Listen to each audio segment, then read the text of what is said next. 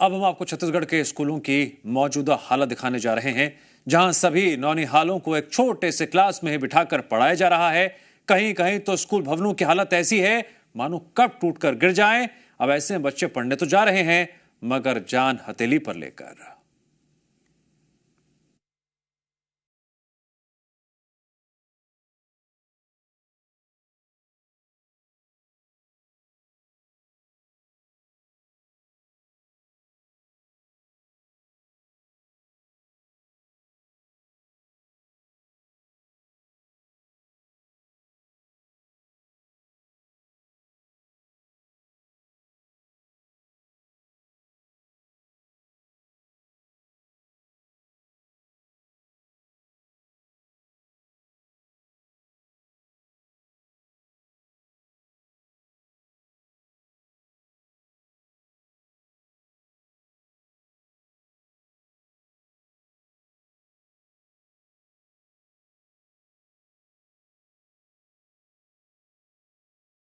एक भवन तो पूरी तरह जर्जर हो चुका है, जहां कभी भी हादसा हो सकता है, लेकिन बच्चों की सुरक्षा की किसे परवाह है।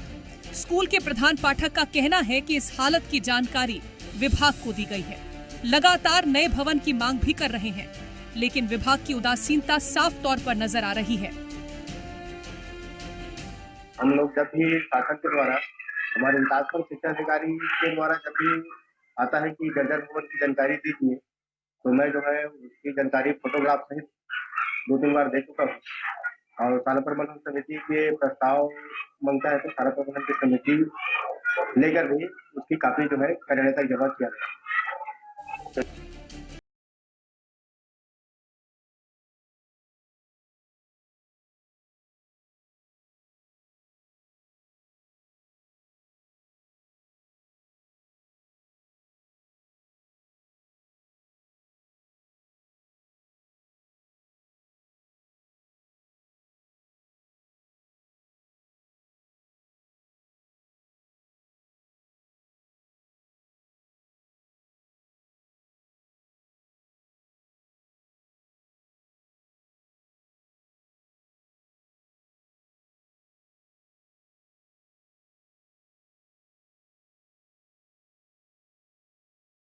हैरानी की बात तो ये है कि शिक्षा अधिकारी को अब तक स्कूल के जर्जर हालत की जानकारी ही नहीं है।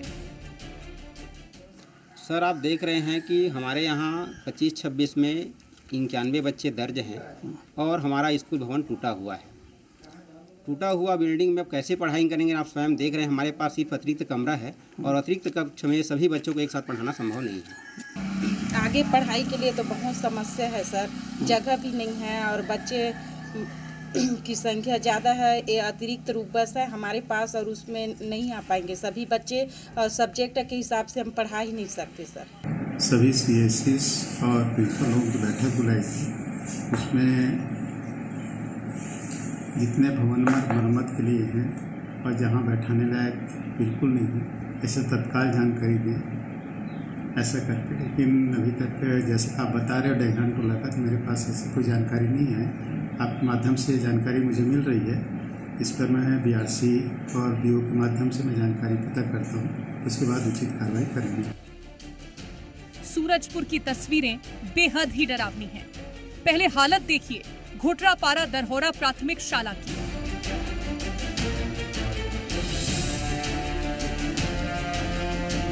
प्राथमिक शाला की छत से प्लास्टर गिर चुका है, दीवारों में दरारें साफ दिखाई देती हैं। यहाँ मुख्यमंत्री जतन योजना के तहत स्कूल में पिछले साल मरम्मत का काम किया गया, बावजूद इसके छत गिर गई। गनीमत ये रही कि हादसे के वक्त बच्चे दूसरी क्लास में बैठकर पढ़ाई कर रहे थे। हादसे के बाद बच्चों और परिजनों में भय का माहौल है। शिक्षा विभाग की लापरवाही पर भी सवाल उठ रहे हैं। स्कूलों की जर्जर हालत के बाद भी बच्चे वहां बैठकर पढ़ाई करते हैं।